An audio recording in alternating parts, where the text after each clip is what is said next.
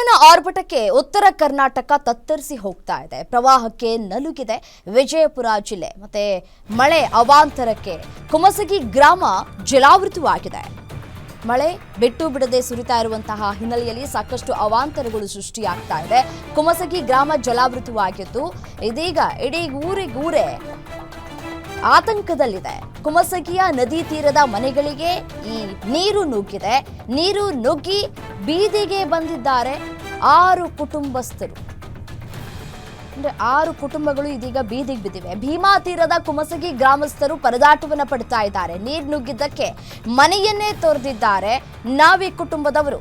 ನಾವಿ ಮನೆತನದ 6 ಕುಟುಂಬಗಳು ಬೀದಿಗೆ ಬಂದಿವೆ. ಮಕ್ಕಳು ಸೇರಿ 20ಕ್ಕೂ ಅಧಿಕ ಮಂದಿ ಕಂಗಾಲಾಗಿ ಹೋಗಿದ್ದಾರೆ. ದೃಶ್ಯಾವಳಿಗಳು ಗಮನಿಸ್ತಾ ಇದ್ದೀರಿ.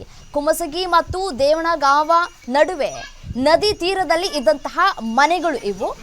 ದೇವಣಗಾವ ಕುಮಸಗಿ ರಸ್ತೆ ಸಂಪರ್ಕ ಕೂಡ ಕಡಿತವಾಗಿದೆ. ಕಾಳಜಿ ಕೇಂದ್ರಕ್ಕೆ ಶಿಫ್ಟ್ ಮಾಡಿ ಅಂತ ಹೇಳಿ ಸಂತ್ರಸ್ತರು ತಮ್ಮ ಅಳಲನ್ನು ತೋಡ್ಕೊಳ್ತಾ ಇದ್ದಾರೆ. ಸಹಜವಾಗಿಯೇ ಅತಿಯಾಗಿ ಮಳೆಯಾದಂತಹ ಹಿನ್ನೆಲೆಯಲ್ಲಿ ಕೆರೆ ಕಟ್ಟೆಗಳು ನದಿಗಳು ತುಂಬಿ ಹರಿತಾ ಇರ್ತವೆ.